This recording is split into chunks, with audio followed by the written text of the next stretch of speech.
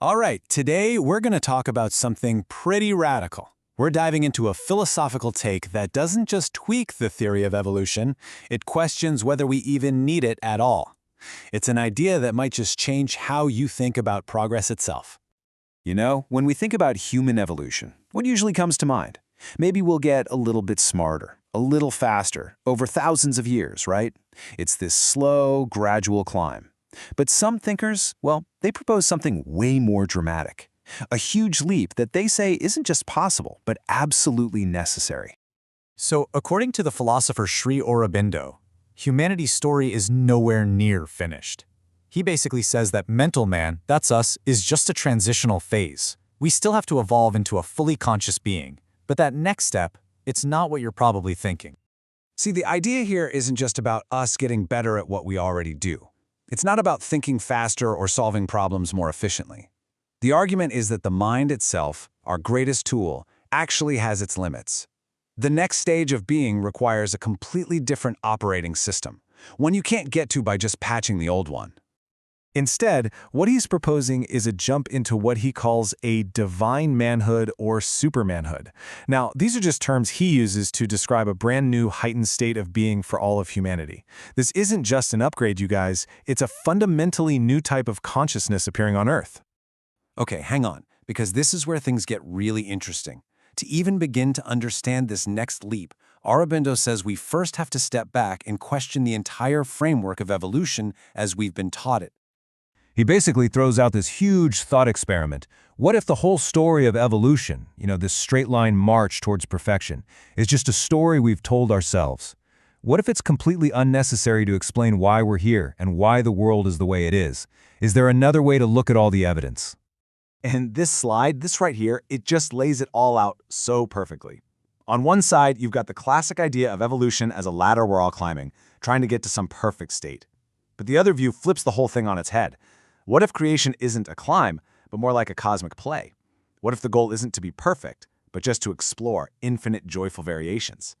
So that begs a huge question, right? If there's no finish line, no grand goal we're all striving for, then what's the point of, everything?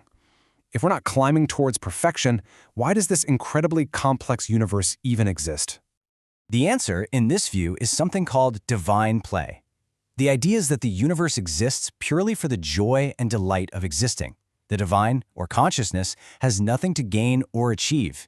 It just enjoys the infinite experience of manifesting into all these forms. And you can see how this idea of play kind of clicks when you look at the world. I mean, why have a horse and a giraffe and a penguin?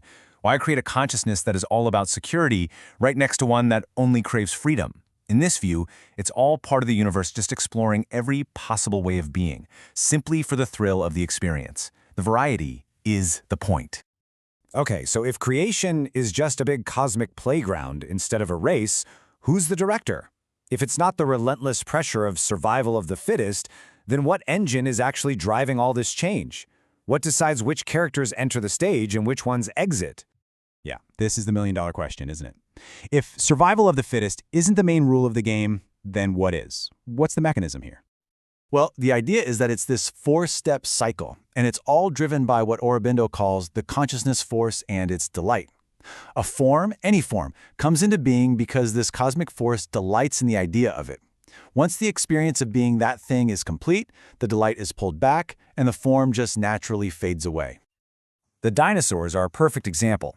We think of them as this big evolutionary failure, right? They couldn't adapt, so they died out. But in this model, no way. Their extinction wasn't a failure. It was a sign that their purpose was fulfilled. The universe's creative energy had completely explored what it was like to be a dinosaur and simply moved on to a new game, a new expression. So let's bring this all back to us. What does this wild way of thinking mean for humanity's future? If this principle of delight is the real driver, it has huge implications for where we're heading. So the logic goes like this. Every type of being has its own, let's call it a blueprint. It's bound by its own nature. A horse could become a stronger horse, a faster horse, a more perfect horse, but it can't become a zebra. It can't just cross that boundary into a different type of being. And this is the real kicker. The human mind and this proposed next stage, what he calls supermind, they don't exist on the same spectrum. It's like they belong to completely different realities, a lower hemisphere and a higher one. The gap between them isn't a small step. It's a radical, unbridgeable chasm. So what does that mean for us? It means our future isn't some destination we're slowly walking toward. Just like life didn't slowly crawl its way out of non-living matter, this new, divine consciousness can't just slowly emerge out of our current human mind. It has to be a revolutionary new creation, a sudden manifestation on Earth. And that leaves us with this massive, mind-bending question about progress itself. Is our future something we just gradually grow into, one small step at a time? Or is humanity standing at the edge of a stage, waiting not for an upgrade, but for an entirely new creation to begin?